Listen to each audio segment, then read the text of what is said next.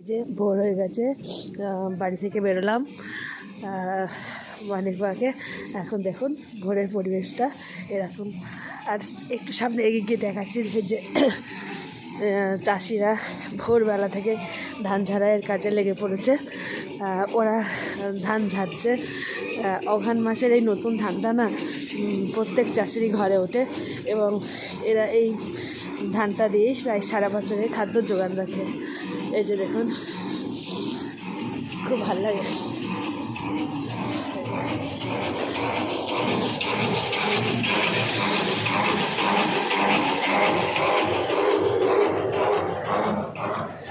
বন্ধুরা, আপনাদের দেখালাম সকালবেলায় মানে ভোরবেলা থেকেই এরা কাজে লেগে পড়েছে ধান ঝাড়াইয়ের কাজে।